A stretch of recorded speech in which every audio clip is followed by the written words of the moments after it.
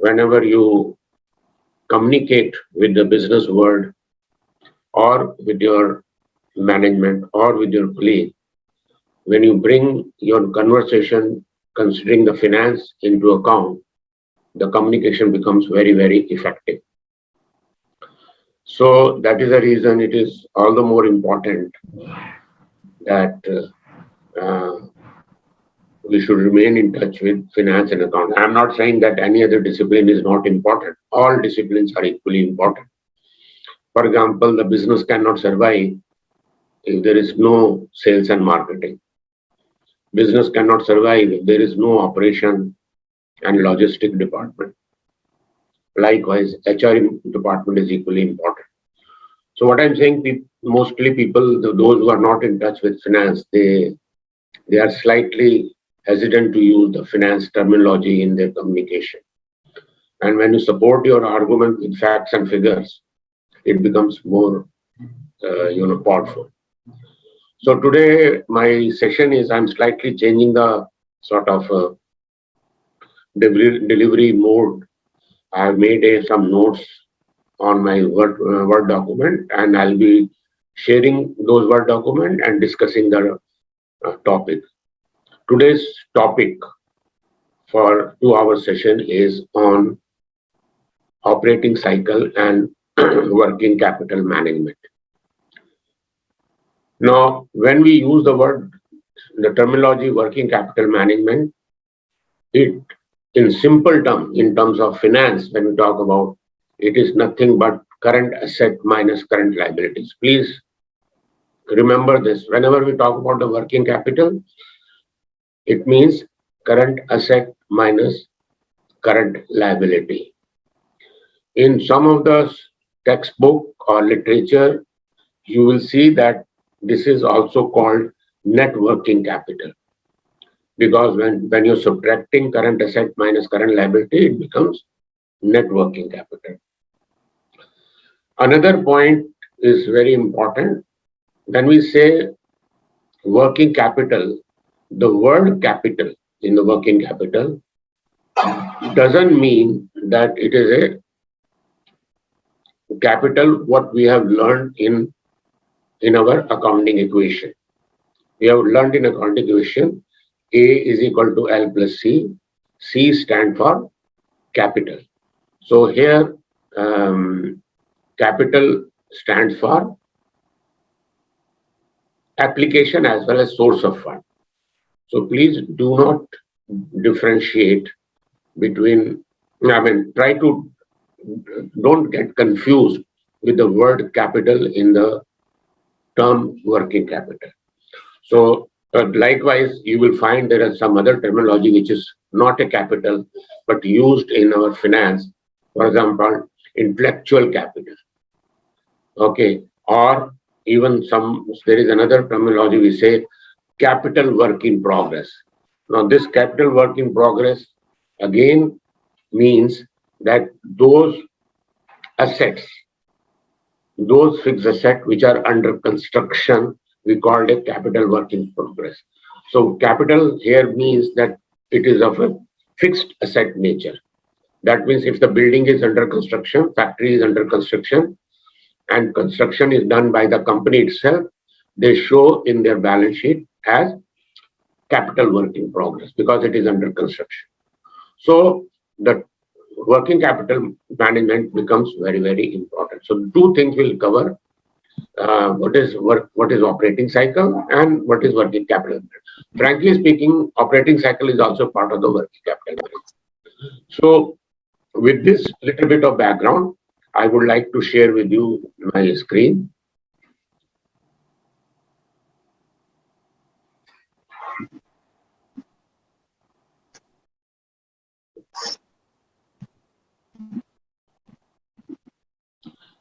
Are you able to see the screen? It is slightly blank, but I will try to start it from the, from the title itself. And kindly, in case you don't follow, please let me know immediately so that I can sort out your queries there and then.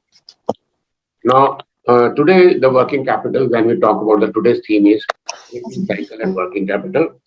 So, what is our expectation from the participant and what are we going to cover? These are the three, four things which we will cover. What is that? The nature, element, and importance of working capital. Now, you see, as soon as I use the word working capital, immediately it should strike in your mind that it is nothing but a current asset minus current liability. Then within the working capital, there are few components. Like when I say current asset includes inventories. And when I say inventory in a manufacturing company, it can include the raw material, it can include the work in progress, and it can include the finished goods. This terminology has its own meaning, but all collectively called inventories. Even in some of the literature, you'll find the word stock is also used, which is uh, which is uh, which is not a stock market stock. Here we are talking the inventories means raw material, work in progress, and finished goods. Even if you strictly follow the accounting, there could be under the inventory goods in transit also. And there is another component is accounts receivable, which is nothing but a sundry debtor. You must have come across this word. So accounts receivable, receivables, bills receivable, sundry debtors, all are same. Okay. And accounts payable is again, it is nothing but a sundry creditor. That means it is a liability. And normally we call it a bills payable, even payables also. So notes payable, all this comes under the liability side. So inventory is your current asset, accounts receivable is your current asset, accounts payable is your liability, and the cash. Cash is here the word cash stands for cash and bank balances put together at a company. The third point we are going to discuss the working capital needs and funding strategy. As I told you, funding and the need, these are the two things. If you look into again, why we should refer to the balance sheet, which is equal to A is equal to L plus C. A stand for application, fixed asset, current asset, application of fund. And L and C stand for source of fund. So A is an application of fund and L and C is a source of fund for a business entity. So capital needs mean how much do we have a working capital for a organization at any point of time. And funding means how do we finance those working capital. So working capital management becomes slightly, more interesting because we are simultaneously discussing the application part of it and source part of it. So as I told you, my today's discussion will be, from the document which I'll be reading out and explaining you the content. So it will be in a question answer form. So let's take up the one thing. What is working capital? Working capital is the net of current asset minus current liabilities. And when I say what is current asset, we have already said current asset includes raw material, work in progress, finished goods, accounts receivable, and cash. There are so many other current assets also, not that these are the only current assets, but when I say we work out, whenever we study working capital, we mainly focus on these items of these components of working capital. So it is a net of current asset minus current liability. Working capital is equal to, I have already said, raw material, working progress, finished good, inventory, accounts receivable, less payables. Okay, so I hope this is you understood what are we talking about, what is the broad theme under which we are going to work. What is the aim of the working capital? As I told you, it can be many advantages. It can be slightly disadvantages if they are sort of beyond a particular level. So what is the aim? Aim of the working capital is to achieve balance between sufficient working capital and the business and ensure that business is liquid. This is one part. Because if you don't have enough or adequate working capital, your company may face problem in day-to-day operation. So liquidity is nothing but a sort of a galvanizing agent. I would say galvanizing agent. That means the operation, day-to-day operation, short-term operations are smoothly managed within the organization. So higher the liquidity, more better better. I won't say it is good for the company, but there has to be some balance. Very low liquidity means company may face problems, but very high liquidity means you are keeping the money in an idle situation. It is just like in your house. If you keep the cash balance in your bank more than what is required for running the house, that means you are losing the investment opportunity. So, not losing the investment opportunity, you have to manage the cash balance in your bank in such a way that your household expenses are managed smoothly. And too much of bank balance in the bank will will be you will be at loss for losing on those investment opportunity where you can make money. So one hand it is the liquidity. Too much is not good. Too less is also not good. That determine that further depends on the performance of the company. One more point which I don't know whether you capture the thing. Somebody can ask you when I say profitability and liquidity.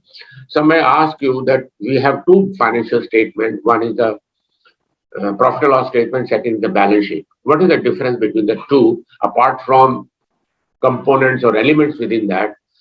Overall, the purpose of the bank statement, financial statement is, balance sheet is one of the important purpose of balance sheet is to evaluate the financial position of the company. And the profit and loss statement is the performance of the company.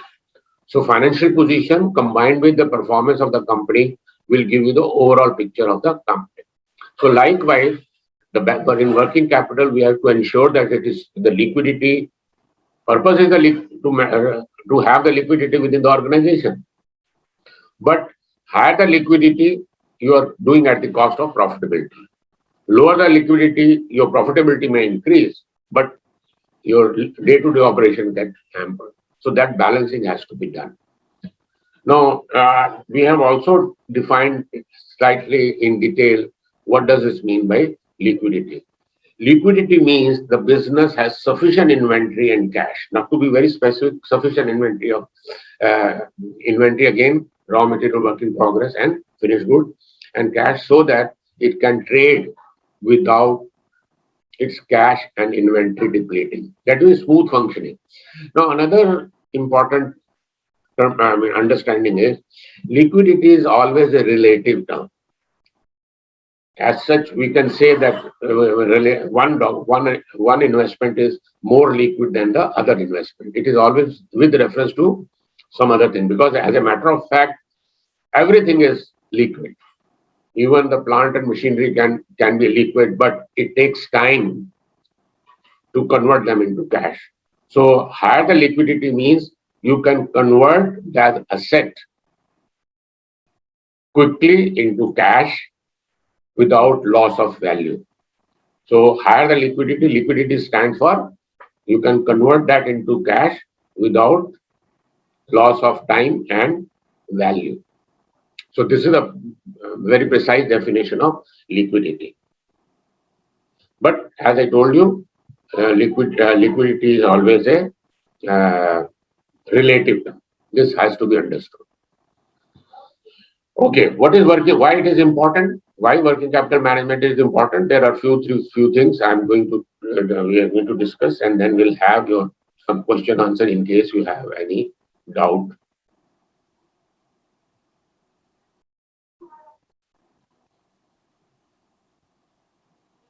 So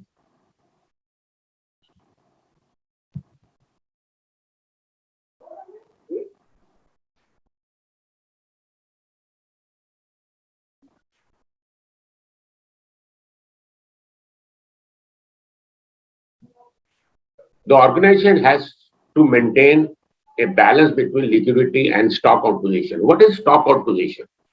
Stock out position is if your inventory levels are not sufficient, you may get stuck in the production of the finished goods. You may get stuck for the supply of material to the customer. So stock out means there is a requirement of stock, whether in production or whether in the market, but there is no stock available. So that means you are on a very tight on inventory part of it. That means you will lose business. And liquidity, as I told you, you may have enough stock, you may have enough raw material, you may have enough production capacity, you may have enough storage capacity for the finished goods. But your money is not generating so much of revenue if there are more than required level of inventory in terms of capacity, in terms of storage.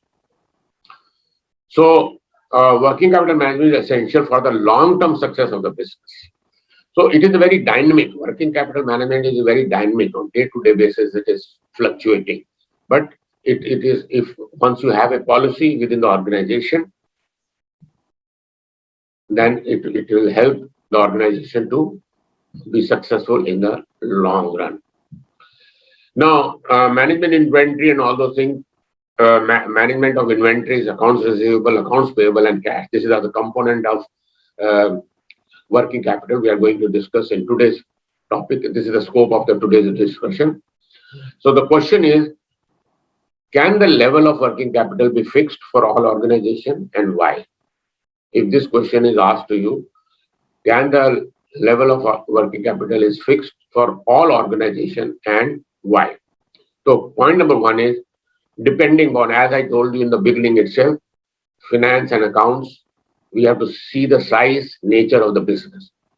So working capital, likewise, the amount of working capital, the estimation of working capital depends on the nature of business and the size of business. And what is the nature of business? Suppose, for example, service industry. In a service industry, the inventory requirement is very limited.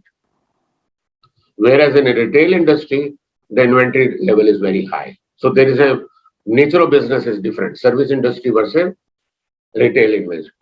And when I talk about the retail industry, in retail industry may not have raw material or work in progress. They will be trading. Retailers are normally traders. So they will have all the finished goods with them. So service industry will have relatively low inventory as compared to manufacturing or retail business. Manufacturer will be, as the statement says, manufacturer may be having a slightly higher because they need raw material also. They need work in progress also. They need the. So there is a difference between service industry, manufacturing industry, and retail. And that depends on the nature of the business.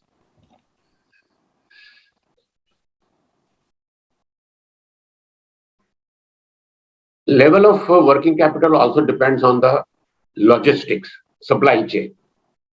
If the delivery lead time is very high, you need a higher level of working capital.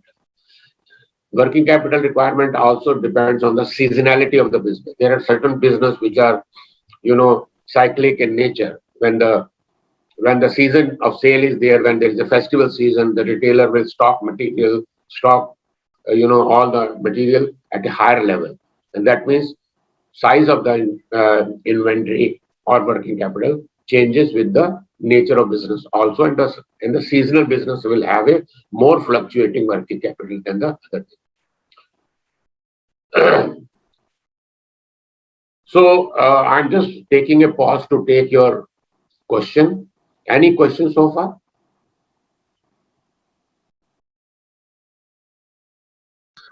No, sir. Have you followed everything now? Yes, sir. So, Pavit, Yes, sir. any question?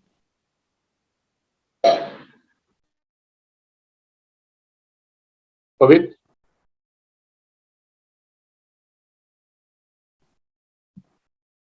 Yes, sir. Any question? No, sir. Okay. So, what we have so far covered, what is working capital and what is the importance of working capital, and whether the size of the working capital depends on the nature of the business. The amount of working capital depends on the nature of business and the size of the business, and sometimes seasonality also. So let's come back to the operating cycle now. Now, operating cycle is nothing but a conversion of from cash outflow to cash inflow. How long does it take?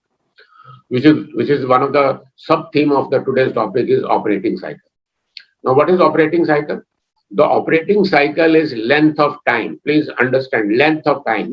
When I say length of time, it could be days, it could be week, it could be months also. Okay. The operating cycle is a length of time between the cash outflow on raw material. When you procure the raw material, cash outflow is there. Wages, that means you are paying some wages to the staff or any other expenditure for storage and conversion. When I say storage and conversion means storing of raw material and storing of finished goods. And conversion means at the factory level, at a plant level, how much time does it take to convert the raw material into finished goods? And in our accounts, we say work in progress. So operating cycle is the length of time between cash outflow. I'm emphasizing the word cash outflow on raw material, wages, and other expenditure for storage and conversion. That is one part. Then there is an inflow of cash from sale of goods. So there is always a time requirement of time from the purchase of raw material to get the money from the customer. In between, there is a storage time, there is a conversion time, there is a storage time for the finished goods, there is a sale. If it is a sale is on credit, the customer will take some time to pay the money. Credit sale will means it is cash sale means you pay the cash and get the material. Pay the cash, get the services. In that case, the collection is immediate. But if there is a credit sale, that means you are getting the money from the customer after a gap of time after the goods are sold. So, as I told you earlier, the length of time may be measured in days, weeks, and months also. Just for the sake of convenience, many a time days are considered, many a time, I'm not saying always, many a time days in a year considered 360 days. Okay. And weeks are considered 52 weeks. Okay. So operating cycle means the length of time from outflow to inflow, cash outflow to cash inflow. I'll show you one small, thing that how it worked out. But actually, it is like storage time. How many what is the average storage of a raw material? What is the average storage of? What is the average period to convert the raw material into finished goods? How much generally material is stored in the finished goods go down? How much credit we extend to our customer? All these are added into days, or in months, or in weeks. So the operating cycle is made up of three elements. What are those three elements? Number one, inventory turnover days, including raw material, conversion period, finished goods storage period. Then average receivable collection days. How much time does it take to collect the material from the customer? And finally, the average payable days. How long the company takes to make the payment on the purchase of raw material or even to the wages. Sometimes the wages are also paid at the end of the month. That means whatever you earn in the first week, you are paid in that is also sort of a becomes a part of the operating cycle. So from the definition is very clear.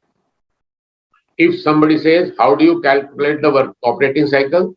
Any question, any answer to this point?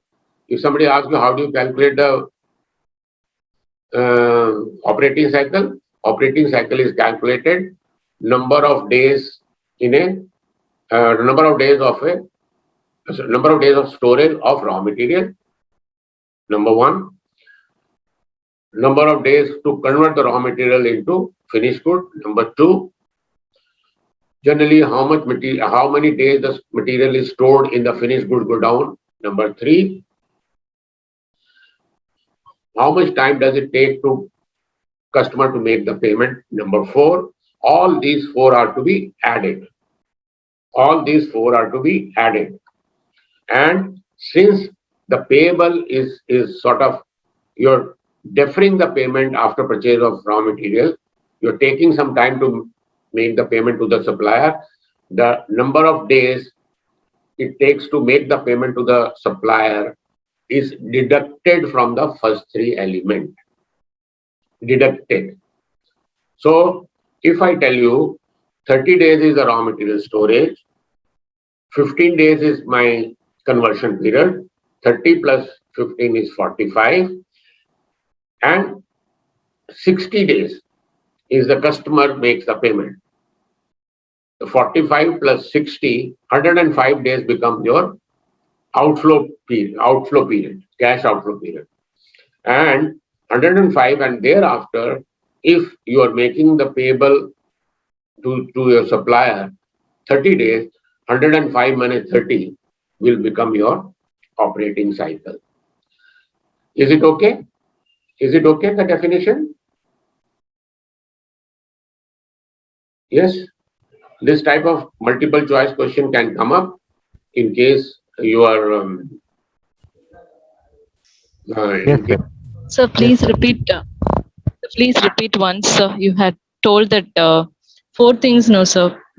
The last we have to subtract the payables that we are going to pay for the suppliers. But the three things which you said to sum up was one is the raw material storage.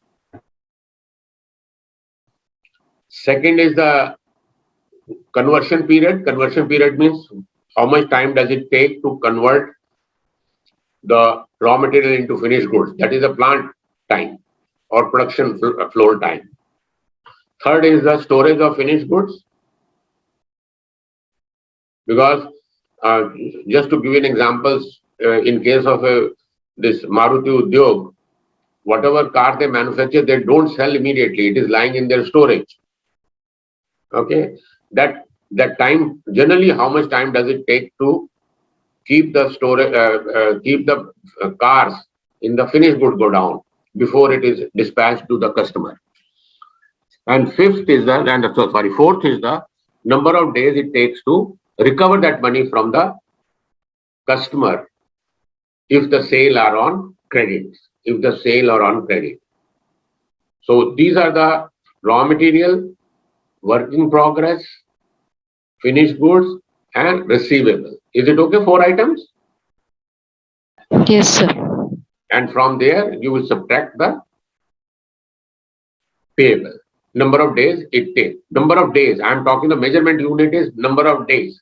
Measurement unit is number of weeks. Number of units are months. It depends on the organization to organization. So you see that here when we say operating cycle, sometimes the some of the textbook, because you should not get confused, they are using the word operating cycle and cash cycle. Okay, operating cycle and cash cycle. Now there is not a big deal here. You have to just understand simply what does this mean by operating cycle and cash cycle. Before subtracting the payable, in some literature, some textbook, they say it is an operating cycle without subtracting the payable. So what is the operating cycle? In some of the literature paper, they say convert storage material of raw material, storage time of raw material, conversion time of finished goods, and storage time of finished goods. 3. So again, I am repeating: storage time for raw material, conversion time for raw material into finished goods, storage time of finished goods, plus accounts receivable, the amount number of days it takes to recover the money from the customer. If you add up these first 4 items, in some literature they call it operating cycle. And in the same literature, if you subtract from there the number of days of payable, that is called the cash cycle. So they are coining two terms, operating cycle and cash cycle. But here today what we are discussing, we are talking about the only operating cycle. Is it okay? Yes, sir. Yes, sir. Now the second query come to our mind, if we have the operating cycle, how do we estimate the working capital? Now we are talking about the figures in amount. Earlier we were talking the days, now we are talking about figures in amount. Now how do you calculate? These are the very simple formula. And in case you I'm giving you some time, I'll reading it out for you. There are, as you know, there are 4 components. Just now you said there are 4 components. Here I will explain one by one. What is operating cycle? Inventory days. Now, inventory days is adding all the raw material, finished work in progress and finished good into inventory days. This part. So the first is, this part is covering all the 3 raw materials. Then receivable is the nothing but a sundry debtor minus payable is the operating cycle. So this is the first point we have done, which I have explained very well earlier. In case you have doubt, you can ask. Now, how do I calculate the operating cycle? Because why I am trying to tell you that from these 3 points, you can see that there are how many variables. Normally, I go by that concept only. How many variables are there? And if the out of 3, 2 is given, can I calculate the third one or not? So inventory days are calculated average inventory level divided by cost of sale per day. Please remember this. This is a formula. What is the formula? How do I calculate the inventory days? Average inventory level divided by cost of sales per day. Cost of sales per day. So how do I calculate the receivable inventory? Average receivable. Now, please, I'm emphasizing the word average receivable. And I'll tell you what is why it is necessary to see the average. Average receivable divided by credit sale per day. You see, I'm using the word credit sale. It is not cash sale. Because cash sale, we don't have any receivable. It is credit sale. And payable days are average payable divided by credit cost of purchases, because whatever you purchase from the supplier on credit, that is what is your average per day's credit purchases. You have to take this in the denominator and average payable is there. So in all the 3 green shaded portion, there are 3 variables. One is the inventory days, second is the average inventory level, and third is the cost of sales. So if you are given inventory days and cost of sale per day, you can calculate the inventory level because there are 3 variables. Similarly, receivable days, inventory receivable figure and credit sale per day, 3 are given. So you can calculate the operating cycle also. But if the operating cycle is given, component of the operating cycle is given, we can calculate the average receivable also, provided we know the credit sale per day. Now here when we say per day, that means our measurement of cycle is in days. It can be per week also, it can be per month also, depending upon the nature of business.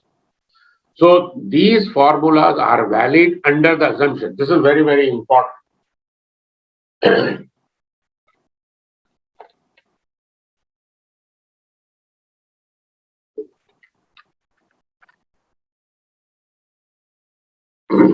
Sorry. So these formulas are valid under the assumption that sale, production, cost of sale are evenly distributed over a period or a year. That means these formulas are valid. Evenly means they are smoothly running from, this is not with reference to the seasonal sale. This is with reference to the ordinary business, in the ordinary course of business, what you do. That means you have to average out something to get the figure. So it is an estimation. Again, I am telling you it is an estimation. Sir, can we have a small example for this? Because then we would be getting this much more clearly. That means Okay. small numbers like this is the inventory days, how to find like that. Okay. So let me give you one simple example. Will it be, Pavit, will it be okay if I take the receivable days question? One example? Yeah. Okay. I'll just pick up this example.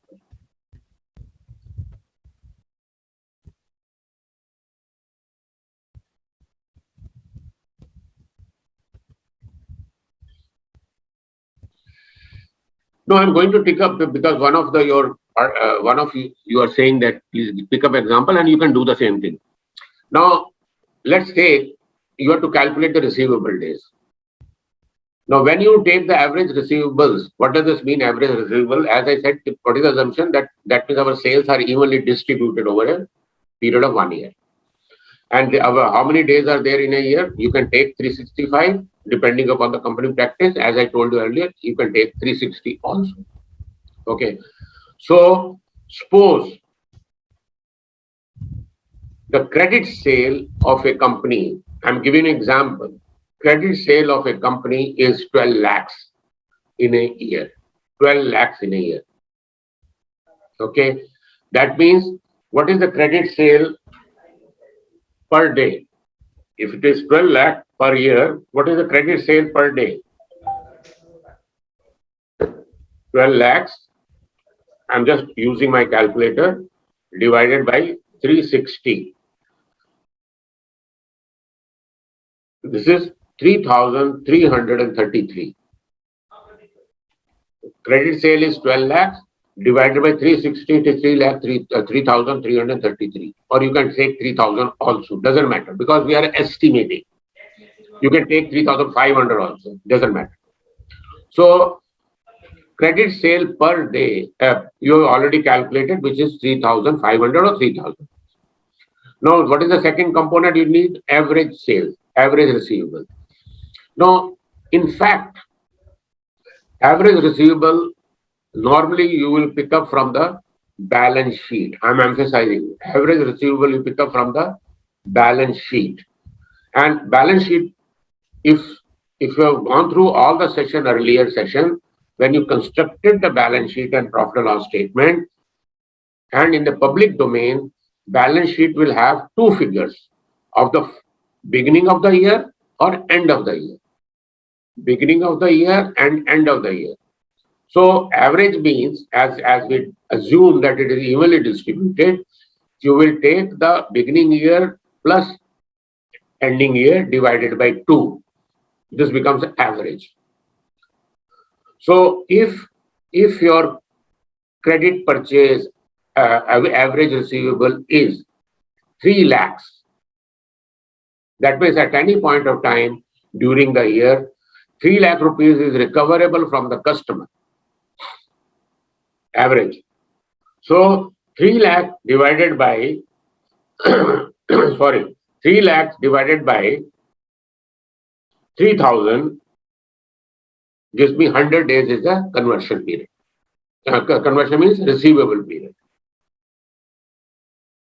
Is it okay?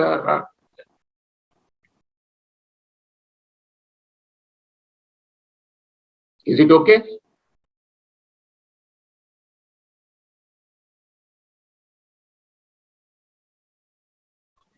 So 3 lakh was the average receivables.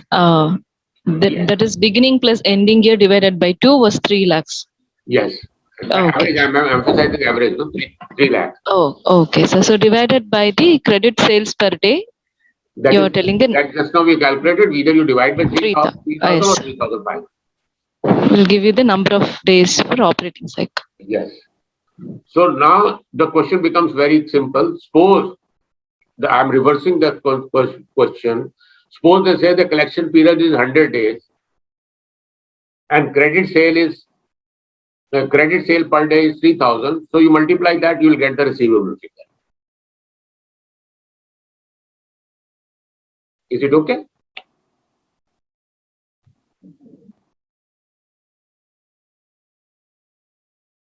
Is it okay? So what did you tell, sir? The last thing you said, please What I'm repeat. saying is now you have got three variables: receivable days 100, receivable figure how much 3 lakh, and credit sale per day is 3,000. So if in any question in a question in your exam or in a real life you have a problem, suppose somebody says receivable days calculate, you have to calculate the receivable days, 3 lakh divided by 300 will give you the receivable days. But suppose they say receivable days is given and credit sale per day is also given, you can calculate the average receivable also. Yes, Vinodini? Yes, sir. Yes, sir. If receivables day is given and the you mean to say 100 days receivable days? What I'm trying to tell you, what is the point which I'm trying to tell you, that with this shaded portion of the formula can be used to work out the operating cycle also, or can be used to estimate the working capital also.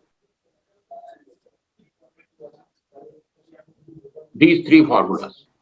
Am I right? Yes. Yes, sir. Is it clear now? So these three formulas are very, very important at the initial level of understanding that average inventory level. Now suppose I ask you, one of you, Vinodini or Pavit, please tell me, suppose I want to calculate payable days. How will you calculate? Just briefly tell me within 1 or 2 minutes. Payable days, how will you calculate? So like you said, we'll calculate the average payable days, like the beginning year plus ending year payables divided by 2. So we'll get the average payables. Very good. And we will have that cost, like credit purchases From the per supplier. day. We will have it, and we have to divide with the average payables. So we'll get the payable days. Yes. So when you credit cost of purchase, you will get from the balance sheet or profit and loss statement or from the accounts, and then divide by 360. If the measurement is in days, you will get credit purchase per day. That figure becomes the denominator figure, and the average payable divided by credit purchase per day will give you the payable days. Is it okay, Vinodini? Yes, sir. Okay, It is clear? Yes, sir. Yes, sir. So what I'm saying, that means you need to have a balance sheet as well as profit and loss statement in order to calculate operating cycle. And that too for 2 years. If you have 2 years balance sheet and 1 year profit and loss statement, you can calculate the operating cycle of any company. And that too, it is an estimation. Please remember. And what is the most important thing? What is the assumption here? Assumption has to be kept in mind. Sir, what is the significance of calculating this operating cycle? What is the significance? No, yes, why? Yeah. Why? Very good. You see, suppose you are going to start a business. And as I told you, working capital requirement. Suppose I ask you, I mean, very simple. When you want to start a business, somebody say how much material you will store in the raw material, how much conversion cycle you will estimate, how much material you like to go the finished goods, go down, and how much you want to extend the credit bill. What do? You are starting a new business. So you will pick up these operating cycle from your nearest comparable company. Okay. Then you have to see the business, your own business, whether your conversion of material is mechanized, or it is manually operated, or it is semi-mechanized.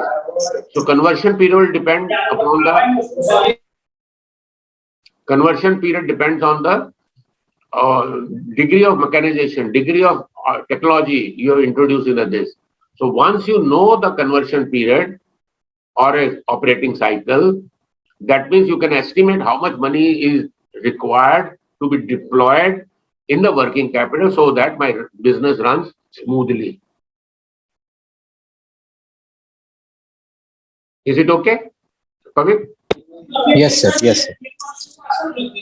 We are not doing anything which is not related to business. This point has to be understood. And in case your question is very, your questions are welcome. You can ask any questions like this.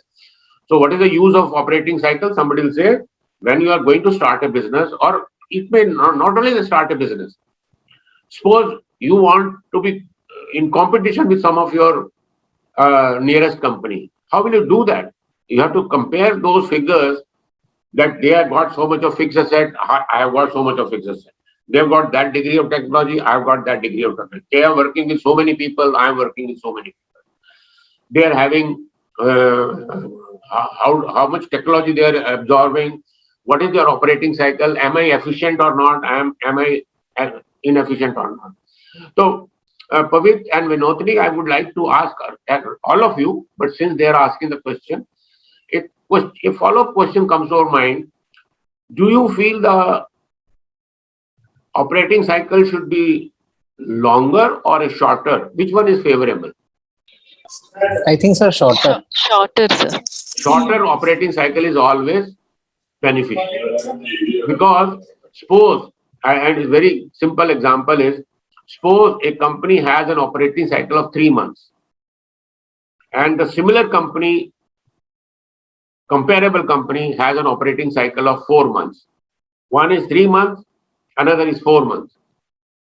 Who will be able to produce and sell more in a year? The one with 3 months, sir. Because 3 they months. will be able to cycle, your operating cycle will be 4 times in a year, 3 months per company. For 4 months will be the 3 month cycle, 3 times cycle. So operating cycle assumes a very important fundamental that shorter the operating cycle. And how do you shorten it? Pavit, are you are in some teaching discipline? Yes, sir. In engineering college. In engineering college. So Mechanical suppose, engineering. as a general, very general knowledge, Vinodini, you can also say that.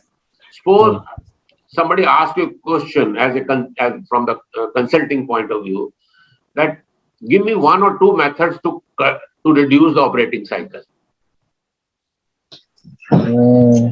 Sir, to minimize the inventory. So optimize. Anything. I'm talking operating cycle. You give me 1 or 2 examples. How do you reduce the operating cycle? So I feel is like the raw material storage time and the conversion period and the storage of it should, all these days should be minimized, sir. And also the payments, on the whole, the payments to be made, everything should be, we should get the payment also soon, sir. So when everything is kept under control, the operating cycle would be less and it would be favorable to the company. Okay. Vinodini, your answer is correct, but it is not giving a very specific answer.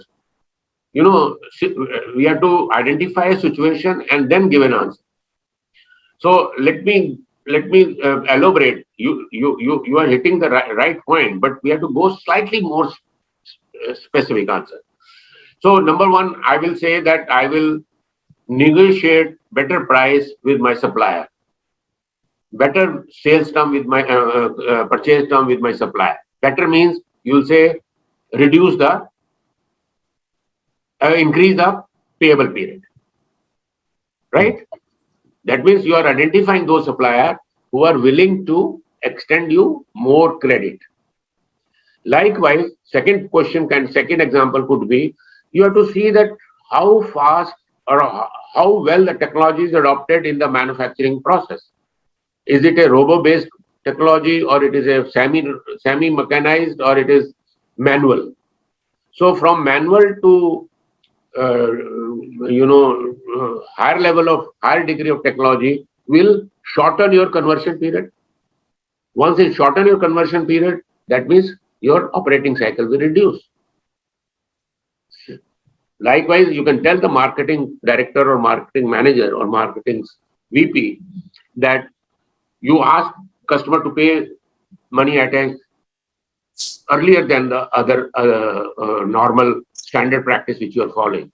So that is the reason, Bhavik, that some of the organizations who are providing good after sales service, they are able to get a better or shorter receivable than the other companies, because customer comes to them for other reasons. Is it okay, Bhavik? Yes, sir. Yes, sir.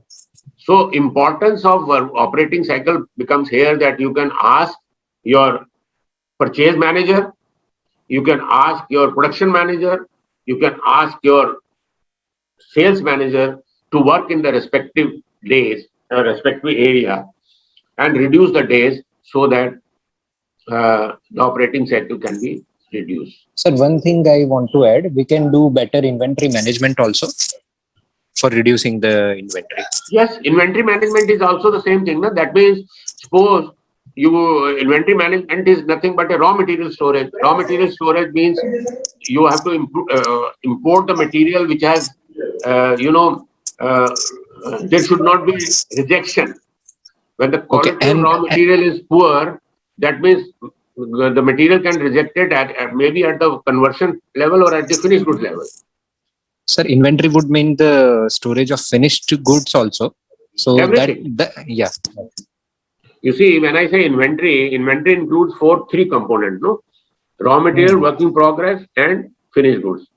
Now tell me, like you are using the word inventory management, if the raw material is of poor quality or not as per the specifications, the material can get rejected either at the raw material storage or at the conversion period stage or at the finished goods stage. So that means you are extending the one is that there is a wastage of raw material. Secondly, you are, when you do the quality check and when the quality is poor, then it is coming back. There is a rework. There is all those things. So it is extending the operating cycle. No? Yes, yes.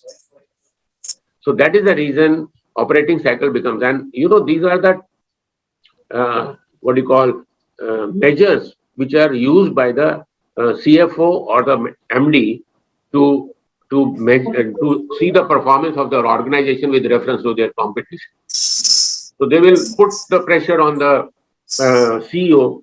Board of directors will put the pressure on CEO. CEO will put the pressure on president. President will put pressure on VP that you improve your operating cycle by any of the methodology which is specific to the company, and broadly what we have discussed is that. Is it okay?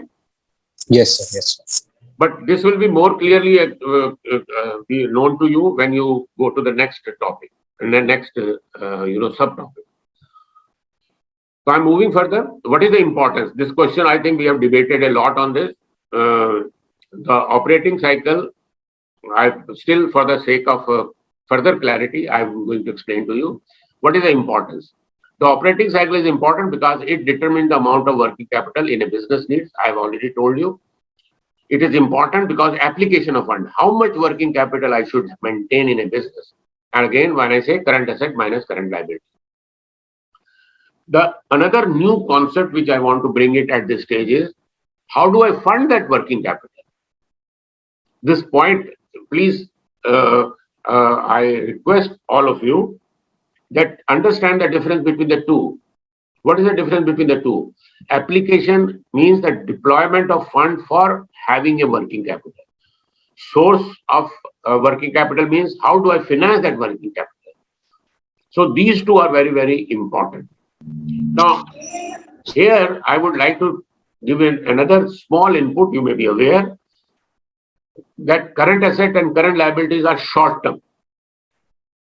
Current assets and current liabilities are short term. So the operating cycle become very important from the point of view of what is the size of the working capital and how are we financing, how the company is financing. Is it financing from the equity owners fund? Is it financing from the long-term debt, or it is financing from the short-term debt? Because there is no fixed formula. It depends on the company to company and the ability of the management to manage the working capital. I am emphasizing I will give more importance to the ability of the management to run the organization. But as we discussed in the beginning, the balancing between the liquidity and profitability has to be maintained. So longer versus shorter operating cycle in particular situation depends on the nature and size of the business. This I have already shown. There is another important concept which are necessary for you to know, that some of the organization they overtrade. What do you mean by overtrade? Sometimes for a shorter period and sometimes on a permanent basis. Overtrading is a term applied to the company which rapidly increases its turnover. Turnover here means sales. Rapidly increases its sales without having sufficient capital backing. That means immediately they go for sale, and that means they are not very enough. They don't have enough of inventory. They don't have enough of conversion capacity, but they keep on selling and selling.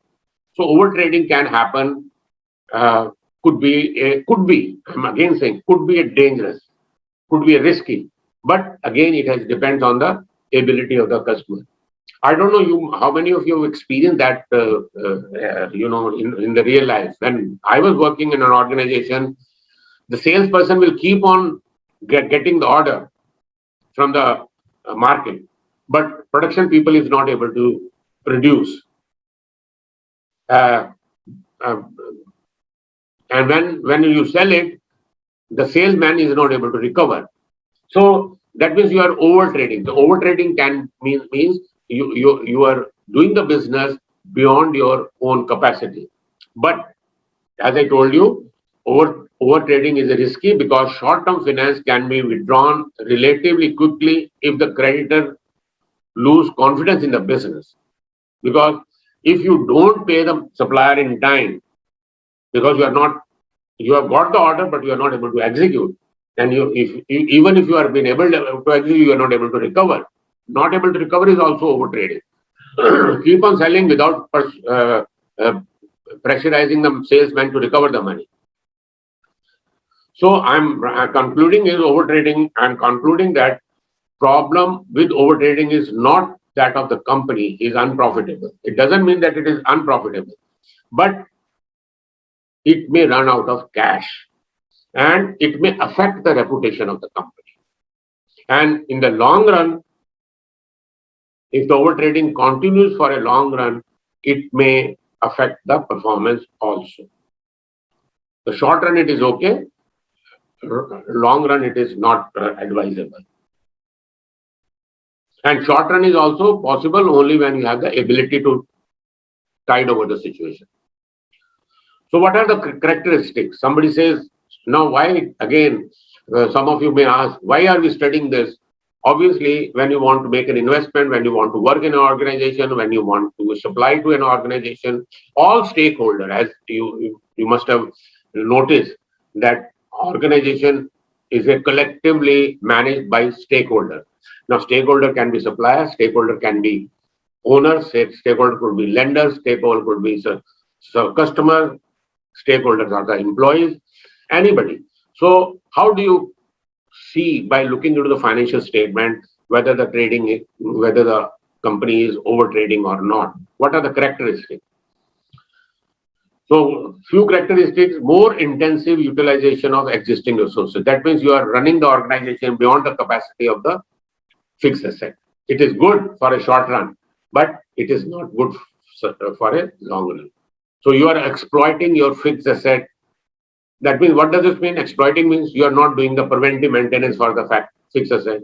When you don't do the preventive maintenance of fixed asset will get deteriorated in quality, and then it may break down at any point of time. So intensive utilization means you are not giving rest to the fixed asset, not giving time for the preventive maintenance. Intensive use of working capital. When I say working capital, that means all components of working capital. Reliance more. Yes. Medical. Anybody? ठीक है, जो 5 साल देना है 11वें साल से Rajiv?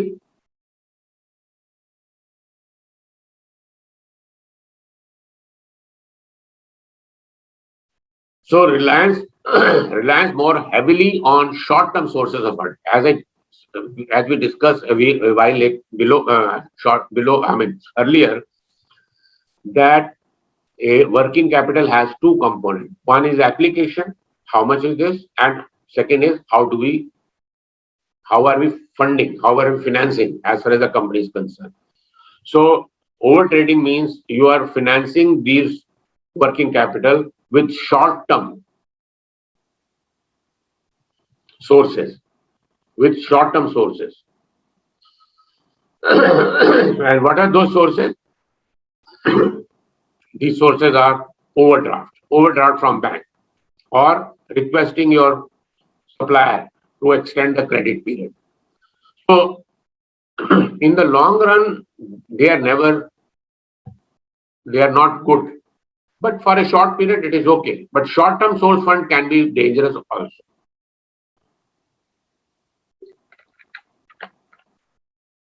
Can be, I'm saying dangerous. I'm saying risky. Not that it is not good or bad. Over trading, you'll find that there is an increase in debtors level. Stock can also increase, and declining the liquidity. This is very, very important, that in case of over trading, there is a problem because the working capital is a galvanizing agent, there may be a liquidity problem. So the conclusion is over trading may be risky proposition. Organization may improve its performance if it has the capability to tide over the risk of liquidity. Again, how do you measure? So you have understood the characteristics. How do you measure the over trading? Very simple. You have done the ratio analysis in one of the session. I think Professor Ankur has taken up this session. So over trading can be assessed through liquidity ratio. Anybody? Have you heard this term, liquidity ratio? Or you've forgotten? Liquidity ratio. So liquidity ratio is a calculator from the balance sheet. There is one ratio is called current ratio. Current ratio is current asset divided by current liability. And higher this ratio, better it is as far as the liquidity is concerned. If current assets are more than current liability, obviously this term will be more than 1. So if the current asset and current liability is more than 1, that means the liquidity position is better. Obviously, if current asset is less than current liability, that means this ratio is less than 1, it is a problem. Quick ratio is nothing but current asset minus the inventory divided by current liability. These two are linked. Current ratio and quick ratio are linked. Bank balance. Bank balance is also a good indication for over trading.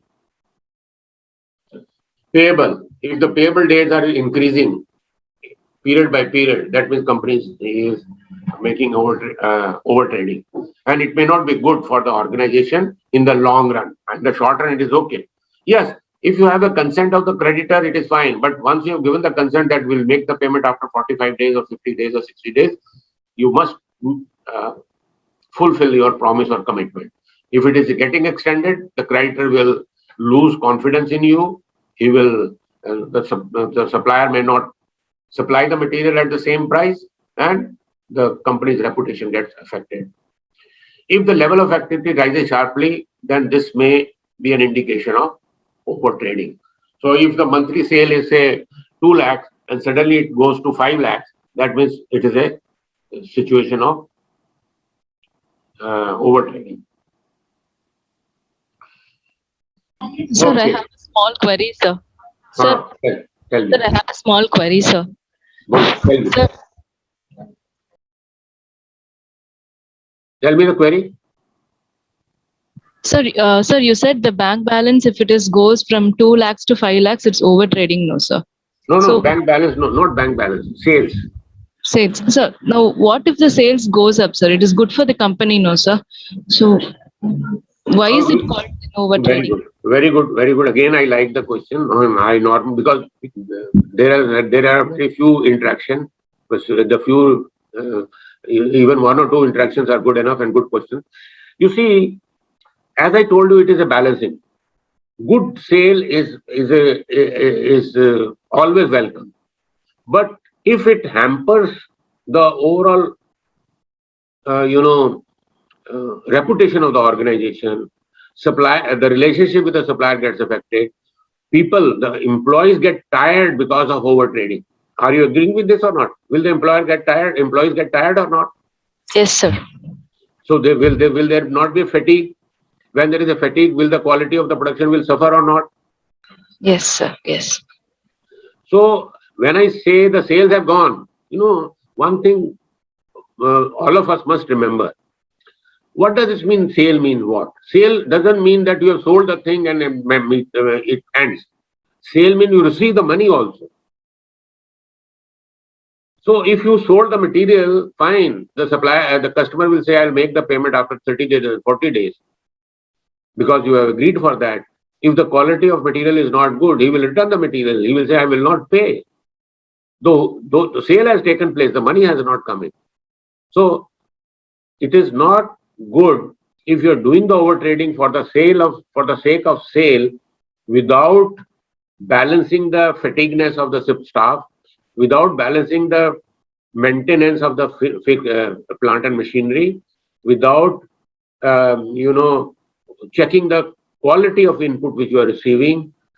All those factors are matter. So there you have to give a balance. Why do we need a Sunday as an off day or Saturday as an off day? To remove our fatigue of the office. You're getting my point, Vinodni? Yes, sir. Understood, sir. So overselling is fine, provided you are able to do that. But if you are able to do that, that means it is not an overselling at all. If you are able to do the over trading for a long period of time, then it is not an over trading. That means you are working at under capacity.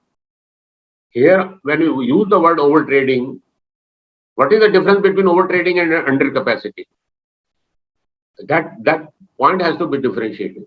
Over trading means you have less resources and lot of activity.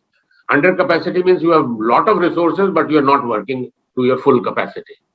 So there is a difference between working under capacity of the organization and working over capacity of the organization. I hope I have made this point clear. Okay. So let's move to the next point.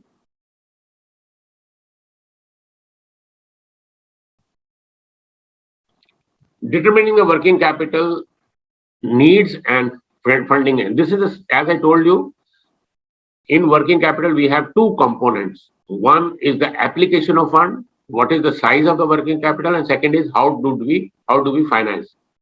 Now, if you remember, coming back to the fundamental equation, which I always refer, I'm going to write down here.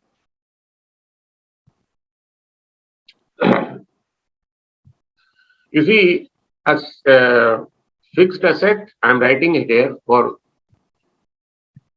all of you, is equal to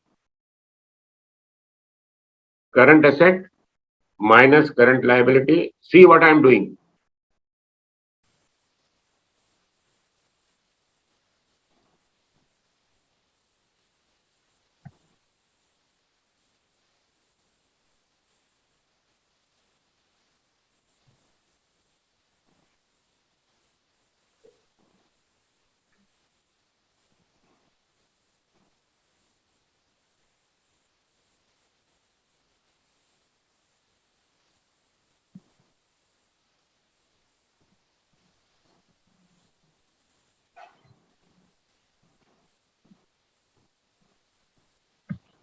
This is the equation which we have been studying. We have been studying right from the day one. What I have done, in this liability, the current liability has been removed and taken to this side. That is the reason that is a change of sign.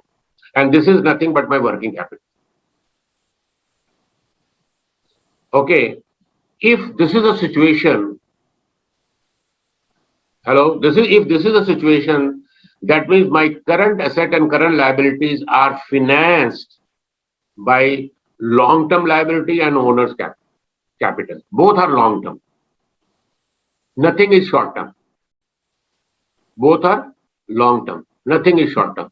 That means this is the best method. This is the best ideal situation because your current asset minus current liabilities are liquid in nature and they are getting funded from the long-term finance. This is good.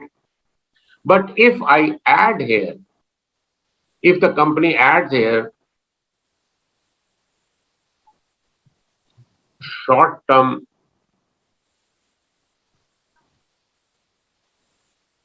finance, that means now some component of current asset and current liabilities is getting financed to short-term finance also. Getting finance from the short-term finance also. And long-term and short-term is there. So this is the slightly moving from the ideal situation. If this is not there, it is an ideal situation. If this is this is totally blank, this is zero, then it is an ideal situation. But in reality, this balancing becomes very difficult. So what they say with this equation in mind, normally short-term finance, we are here. Working capital can be funding either by short-term finance or a long-term finance. That means, as I told you, what is the ideal situation? Your working capital should get finance from the long-term source of fund with equity and fund long-term debt. But as soon as you bring in the short-term finance, that becomes you are deviating from ideal situation to more aggressive situation, more risky situation. So there could be a situation, and it will be interesting to know the answer from you. You will find that if the short-term finance is too much, or let me make the example, very glaring example. Suppose long-term liability is zero.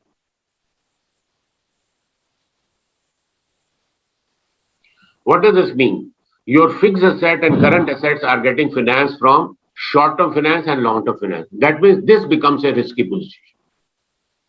Why? Because long-term financing is done by the long-term application. That means fixed asset is getting financed a part of from the short-term finance. So these are called aggressive management of working capital. And what is moderate, which can be some of the short-term finance taking care of current asset minus current liability. And very ideal is when all are long-term. So remember, three terminology I'm using it. Number one, ideal or moderate. Number two, conservative. Number three, aggressive. What is conservative? That means your working capital is getting finance from long-term source of fund. And what is long-term source of fund? Owner's capital plus long-term liability. That means it is a conservative. What is moderate or ideal situation? What is ideal situation? When your current asset and current liabilities are equal. Ideal situation, because it may never happen so much. Either it will be negative or positive. If your current asset is equal to current liability, it is an ideal situation.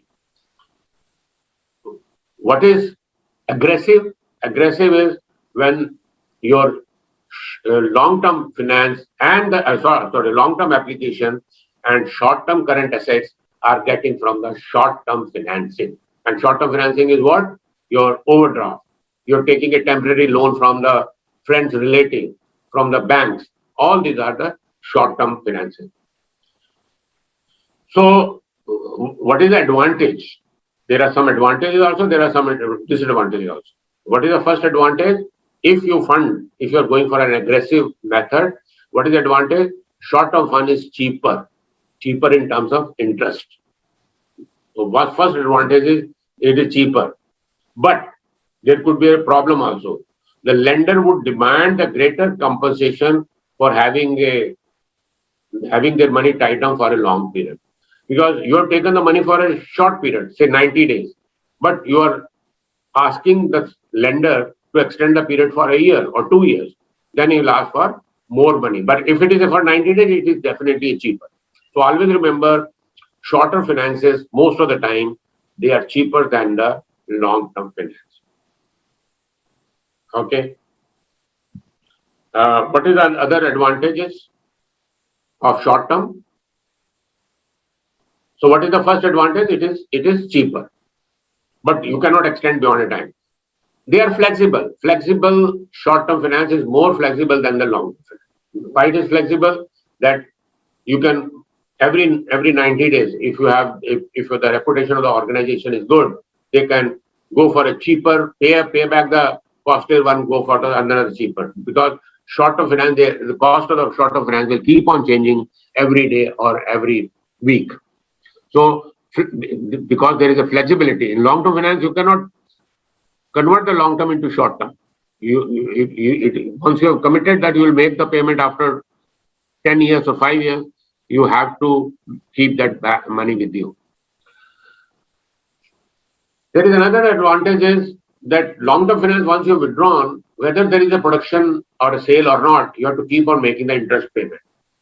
Whereas in short term business, which is a short term, if the business is not taking place, you can refund the money and need not pay the interest. So interest cost can also be managed if there is no business, because business is always a risky proposition. There may be a sale, there may not be a sale. If there is no sale, suddenly sale drop. Because you can, even to give an example, during COVID-19, suddenly the sales were dropped. The people who stuck with the long-term finance, they had to pay more interest than the people who got stuck in the short-term finance. Obviously, another advantage is that short-term finance is easy to arrange. It is easier. There is formalities are very limited. Negotiations are very limited. Acceptability is very fast. So these are the 3-4 things which we have. One is it is cheaper. Second is it is flexible. You can,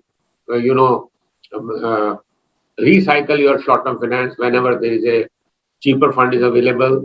Number 3, the negotiation can be faster. You can go for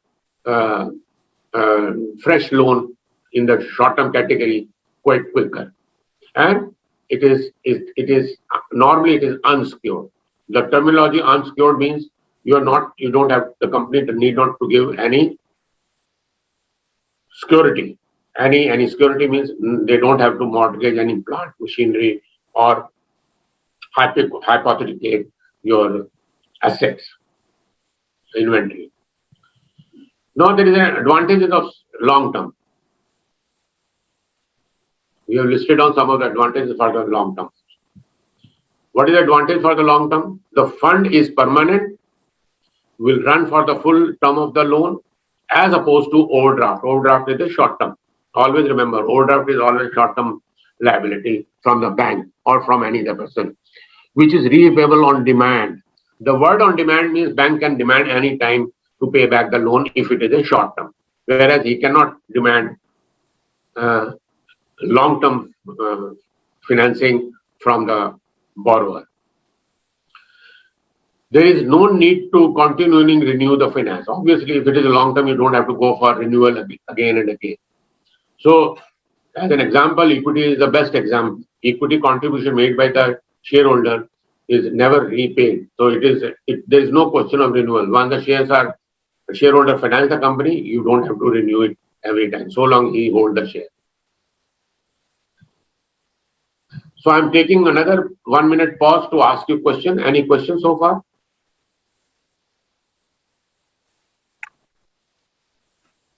No, sir. Any question? Any other participant who can ask the question? No, sir. So there is another concept is called You see, whatever we are discussing so far in my session, there is already a question bank, multiple choice question, which you have to get the participation certificate or whatever, you have to qualify that at 60%, I believe. So all this material you have to understand and then answer the question accordingly.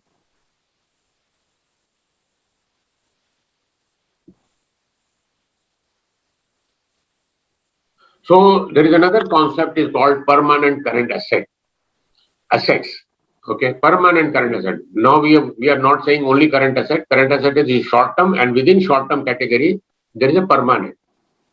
Now permanent current assets are the normal level of stocks or debtor that the company needs in order to keep the business going. So in just to give a analogy, in your household, you always keep some level of your ration, whether there are 2 people or 3 people or 4 people. Obviously you will, that minimum level or the normal level you will always keep, and for that means to that extent your capital is blocked. That so much ration is always there for the next 7 days or 8 days. So 7 8 days money is blocked. So what is permanent current assets are the normal level of stocks and debtors. Debtor means money which is recoverable from the customer. Stock means, again, here when the word stock means inventory, level of inventory. Let me change the word because we have been using the word inventory. So normal level of inventory and debtor that the company needs in order to keep the business going. That means within a current asset, there is a permanent level, permanent component. That means that level will always be there, even if the volume of business is very low or very high. And company will always need a certain amount of stock or inventory, and having sell this stock, they will have this level of debtors, and the result is from selling this stock. So that means there is always a level of stock, that is inventory. And when I say inventory, it means raw material and finished goods. Obviously, when it is a production floor, some inventory will always be blocked in the production floor. Even the production is slow, some inventory will always be blocked. So a normal level of work in progress, a normal level of your raw material, normal level of your finished goods, and normal level of your receivable.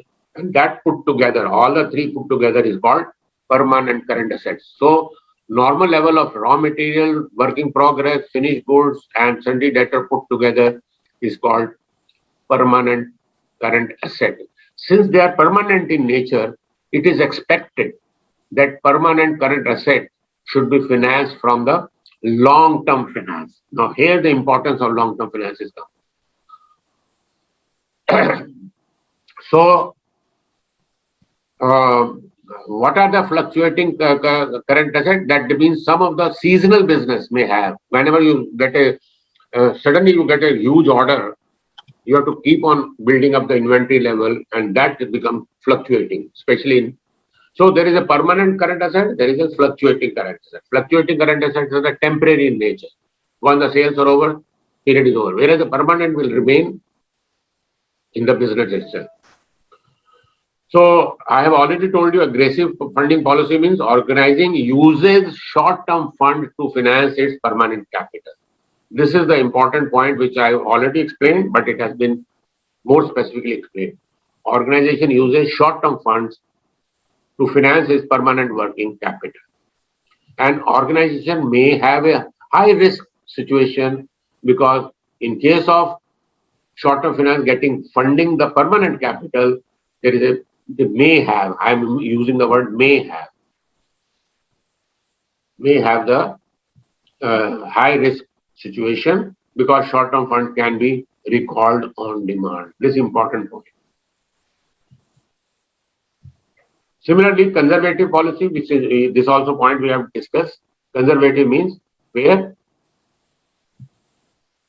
organization uses long-term fund for the permanent working capital. This point I have already explained. It has been put up in a slightly in a different language, but meaning is the same.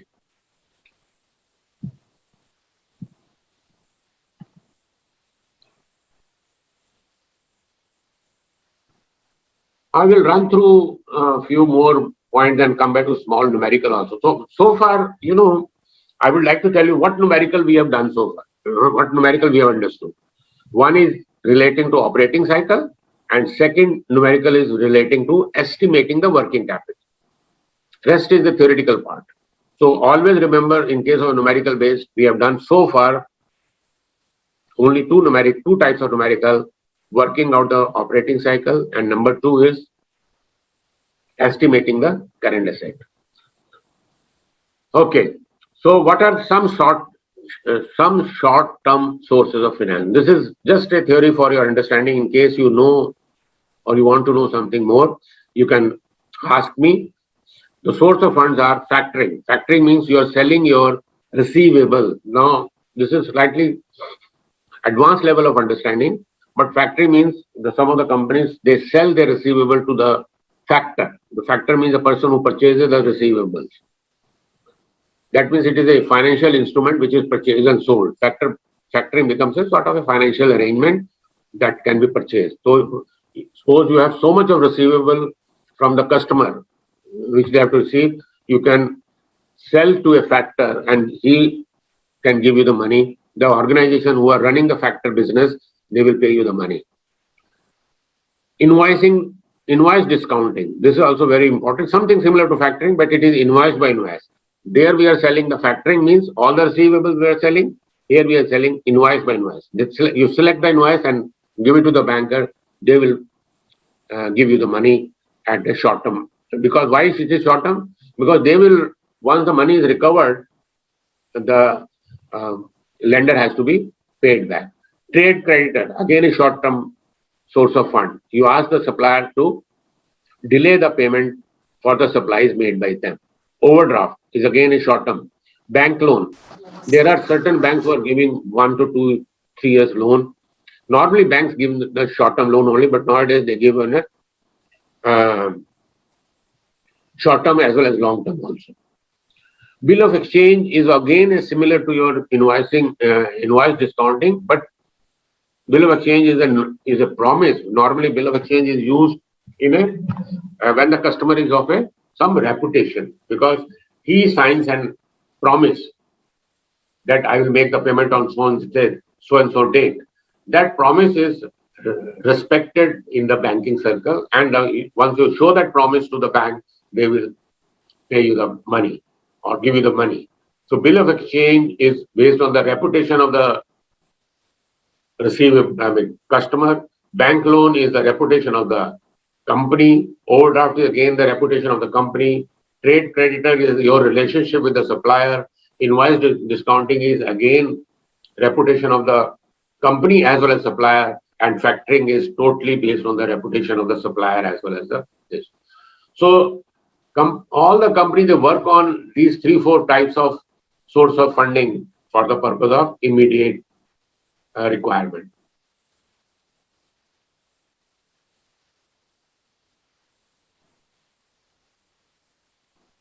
Now see that what could go wrong. Offering credit means offering credit to your customer. That means you are doing a credit sale. What could go wrong in a credit sale? Number one, there is a definite advantage. What is the advantage? If you offer a liberal credit term to your customer, the customer gets advantage or motivated to buy more. Obviously, when you increase the payment period, more and more customer will likely to come. So that is, and with the result, your sales may go up. And once the sales may go up, provided the money is received, once the sales go up, your performance will improve. That is what Vinotini was asking. But there is a disadvantage, Vinotini, that you have to keep in mind. Number one, when the sales goes up, there is a possibility of bad debt. Bad debt means customer not willing to make the payment. Customer can become bankrupt. Okay, customer will say the quality of product is not good because he has not paid the money. He may ask for more discounts. Slow payer, that increases the working capital. Obviously, when you extend the working capital receivable period or credit period, your working capital requirement increases. Administrative cost. Obviously, if the number of customer increases or number of amount to increase, because you increase the credit sale, you need some administrative staff to maintain the records. And maintaining a record is a cost. It involves cost. And obviously, the salesman has to go for collection quite often to get the money. So normally companies say you have a credit policy and the company should follow the credit policy strictly as per the document shared with the customer and other people.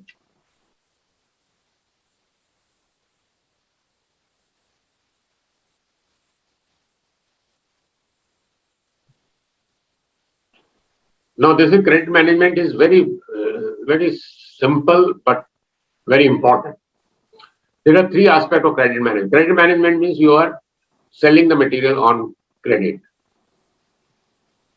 You have to understand the status of the customer. You cannot identify anybody, any customer and sell the material. You have to evaluate whether when you are giving the material to the customer, whether he is credit worthy or not.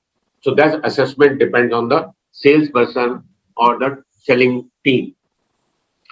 What should be the terms and condition? That is also part of the credit management. When I say terms and condition, it means how much credit should be extended, to what extent the credit should be extended, how much should be the value of a single transaction. All these are the policy document or credit management should cover. And day-to-day management. Day-to-day means you have to keep on talking to the customer, different types of customer with different queries, different requirement, different offers which you are offering to the other customer. So credit management is a very vast area, very recognized area, but it is simple, but to implement it is very difficult. To understand, it's very simple, but to implement it is difficult.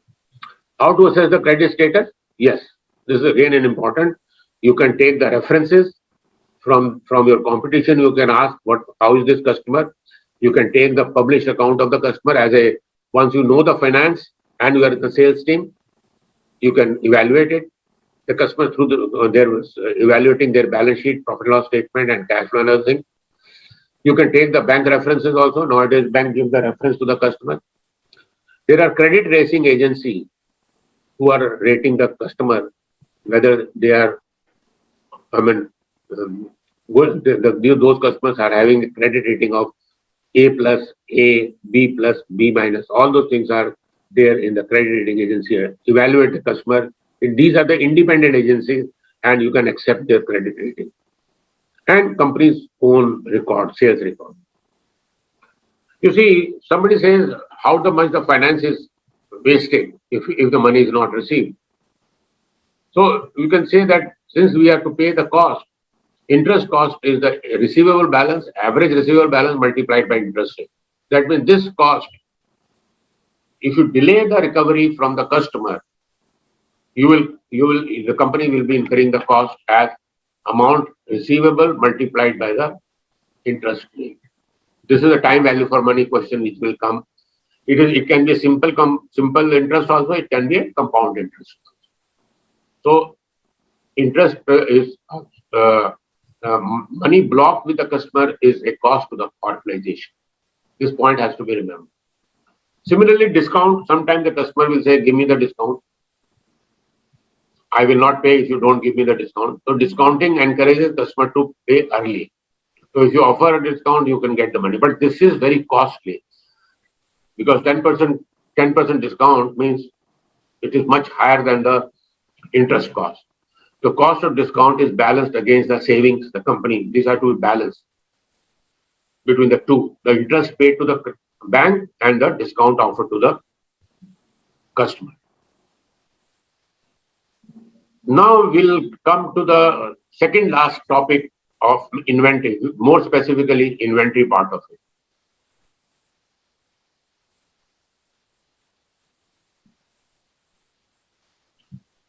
More specifically, managing inventory.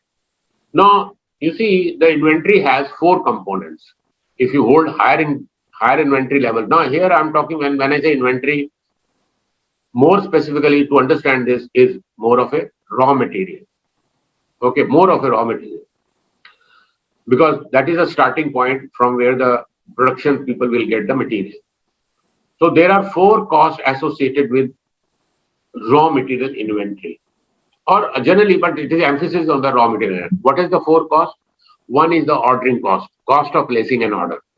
Because cost of placing, it is not typing a purchase order. It is negotiation, finalizing the specification, all those time taken by the purchase manager and the supplier. So ordering cost becomes very, very important. And that is the reason sometimes they say repeat orders are less costly than the once in a while order. Holding cost means when you purchase the inventory and lying in your store, you have to pay the rent of the storage. There is a insurance is to be done. Your finance cost, if it is financed from the long-term finance, you have to pay the finance cost. Third one is the stock out cost. Stock out is the what? That you are affecting your production or sale. Stock out means you don't have the stock to produce or you don't have stocks to sell because you are running on a tight inventory.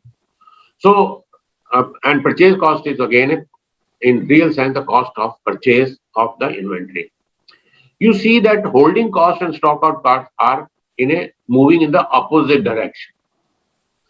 If you are having a large amount of inventory, stock out cost will be less because you are having a large amount of inventory. But holding cost will increase. So holding cost and stock out cost are moving in the opposite direction. And there has to be some meeting point where holding cost and that is the ideal point, that holding cost is equal to stock out cost. So what is the optimal point? Optimal point is the point at which holding cost is equal to stock out cost, and the sum total of these two is the optimal cost of holding the inventory. Optimal. So that means if they are not balanced, in some situations holding cost will be very high or stock out cost will be very high, either of these. But if they are balancing, both will be incurred, but that will be the optimum level. So how do we calculate this? How do we calculate this? There is a concept called economic ordering quantity. Now this particular model derivation is very simple, but this is not the scope of the today's session, but its derivation is very simple. So how do you calculate the economic order quantity? And what is economic order quantity? Let's say, because there is a stock out cost and holding cost, this model is sometimes used to estimate the optimum size of the order. What should be the order size we should place on the supplier so that my holding cost and stock out cost are equal and they are optimal. Equal and optimal. So economic order quantity gives you that at one point of time, if you want to place an order for some raw material, how much out quantity you should present. That means this estimation in the quantity. And what is the formula? This OQ is actually it is the optimum level of quantity if you apply this model. And what is the model is saying? Assuming that S is the annual sale. Now annual consumption, it can be annual consumption, it could be annual sale. In units, please remember, in units, not in value. OC is the ordering cost per order. This is the point number 2, which I said. And CC, that is the cash carrying cost, is the per unit cost. That means your model will be EOQ is equal to square root of 2 into S. S is what? Annual consumption. Please remember annual consumption in quantity. OC is the ordering cost per order. And CC is the carrying cost per unit. If you do that, you will get a EOQ. In this situation, your holding cost will be equal to stock out cost. Holding cost will be equal to stock out cost. And you can verify by taking an example that any change between the EOQ quantity, you will not get the optimum level. Likewise, there is another last part of the topic is the Sir, cash management. sorry Yes. to interrupt. This No. equation is based on that equating to cost only, EOQ. Come again? Repeat This your question. EOQ equation is Hmm. based on equating those two cost only, holding Yes. and stock out cost. Yes, yes, but within holding cost, there are a number of components. Na? Like if you see this, there are the 2-3 components. Holding cost could be Okay. carrying Okay. cost, that is the interest cost. There is a space, rent, there is a insurance. Okay. You see, for example, Pavit, since I'm elaborating further, if you keep a holding cost means suppose you have a storage, raw material storage. Now, when there is raw material storage, if there is a big go down, you will have some employees also who are working on the go down. Yes. Yes. So that becomes an holding cost. If the go down belongs to you, belongs to the company, then there is a depreciation also, which is a holding cost. Yes. No? So if you keep on increasing the size of the inventory, the holding cost will keep on increasing. Okay. And sir, But how can we stock out position calculate will this not be there stock because out? the raw material stock is so much that you will never be shortage of, company will not be never be shortage of stock. Okay. Is Then it how okay? can we calculate this stock out cost, sir? I got this idea how we can calculate holding cost, but stock out cost. Stock out cost is what? Stock out cost is that there is a loss of production or loss of sale. Suppose a customer comes to you, very simple. Customer comes to you and he asks you some material. You say this is not available in the stock. That Okay. means you lost the customer. Yes. Yes. You lost the customer. That means that amount of profit which you should have earned, you lost. Yes. That means that loss is a stock out cost. No. Okay. Second example is suppose your production floor item production manager is asking for some raw material, one small raw component, which is not available in the stock Okay. Then production is halted for a while. for a while. That means there is again a production loss, and that is your stock out cost. Yes. Yes. So this is conceptually probably you have understood, but coming back to today's session or your examination point of view, this will be given. But when you go for a full-fledged MBA program or a full-fledged postgraduate program, then there could be a caselet where you have to calculate the stock out cost and holding cost. But for the purpose of finance for non-finance, we are trying to give you we are trying to sensitize you. We want to sensitivize you. Correct? Pavit? Yes, sir. Yes. Sir. So let's now come back to the last part of my session. That is the cash management. Again, it is something similar to your, EOQ, but it has a different model. What is a different model? And they have talked about 3-4 models, but normally people use this model when the cash inflows and outflows are fluctuating. That means when I say fluctuating, that means variance are very high. So what is the normal question comes to the mind of the management, that how much cash I should hold, the company should hold. Because it's a part of the working capital management. We talked about inventory, we talked about receivable, we talked about cash also. So this is the model is called Miller-Orr model, where they say how much cash should be available in the company depending upon the size of the business. There are some different deciding parameters. And I will like to explain to you in the next 2 to 5 minutes. This Miller-Orr cash model is mathematical method. Again, we are not going to drive the formula here. We are just giving you the model to use it, of balancing the cost of transferring the cash balance against the benefit of earning a return on the cash balance.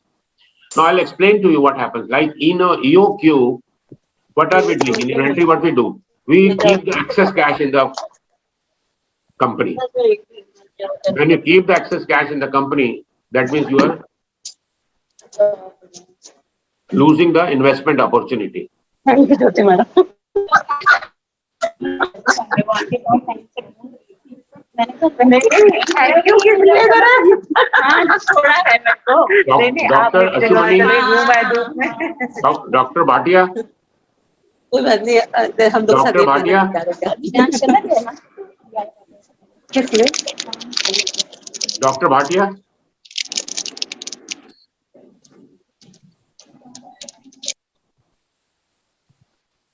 Okay.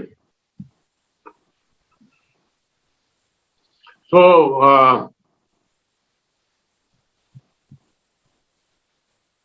so what is this model talks about?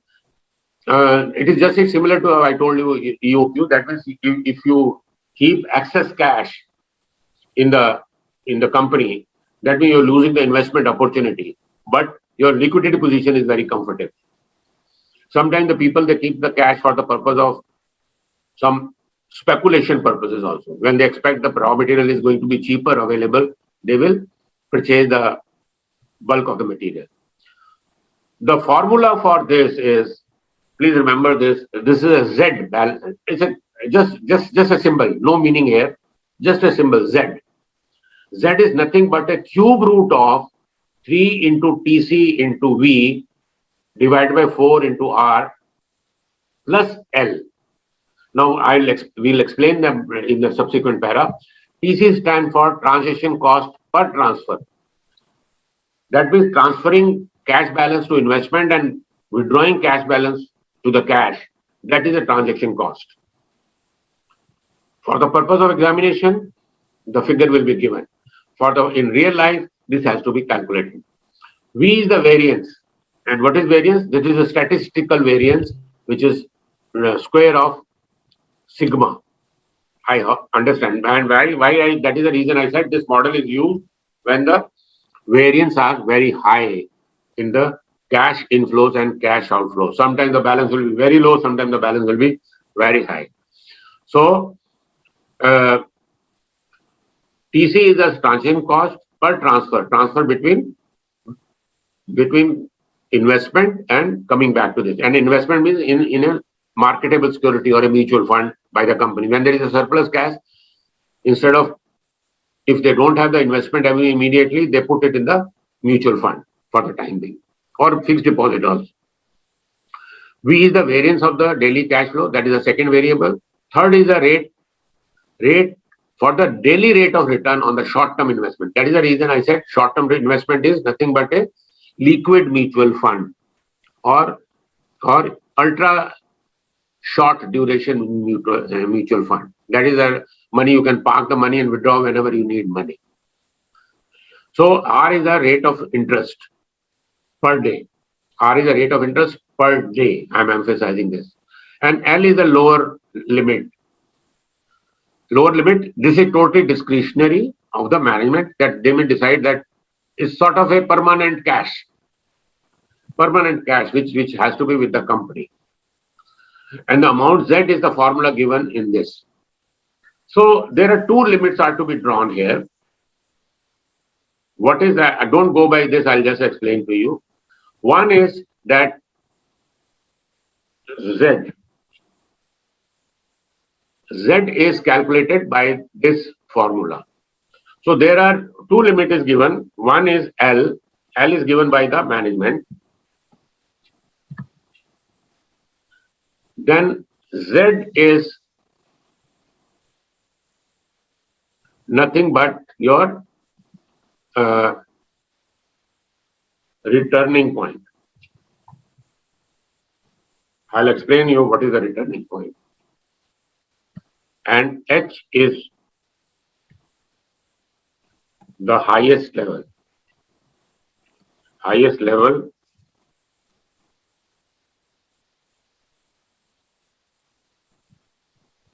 cash. Okay. So what is the having calculated this Z by adding L, this returning point, what happens? Decided by the management.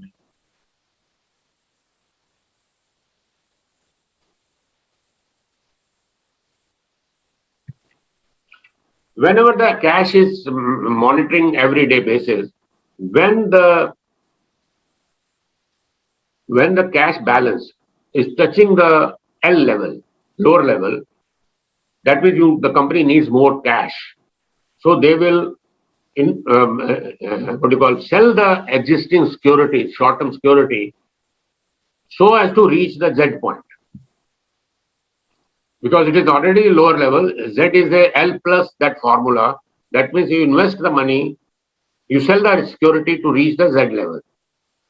You sell the security, I'm emphasizing the word sell the security to reach the Z level.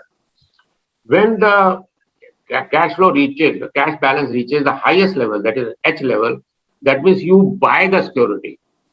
You give the cash and you buy the security and come back to the returning point.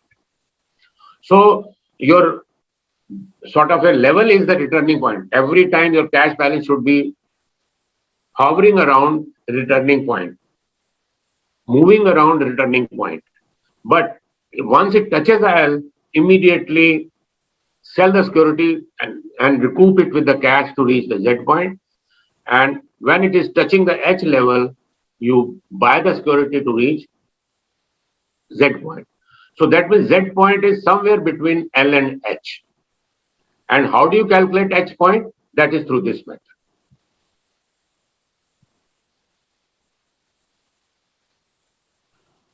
I think it has been made more complex here, but according to me, once you have the Z point and the lower point, you take 2 more Z to reach the highest point.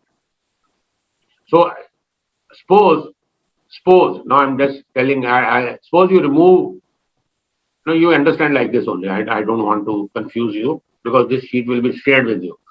So there are 3 levels. One is the L that is decided by management.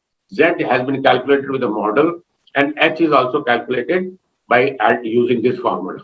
This bold.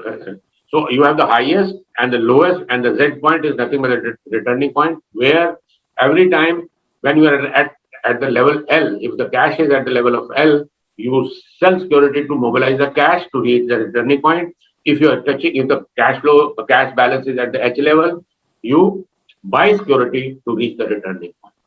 So this is the cash management part of it, and this is the inventory management part of it. With this, my today's lecture is over. In case you have any question, any general question, you can ask me. I will stop sharing the screen. Any question?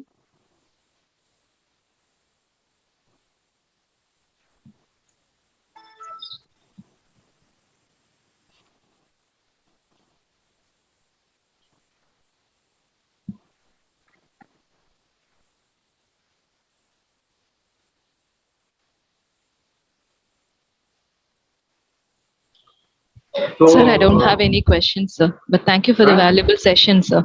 The session was very informative, sir. Okay. So thank you very much. So we can sign off now. In case, again, as I told you, I would like to give you my email address.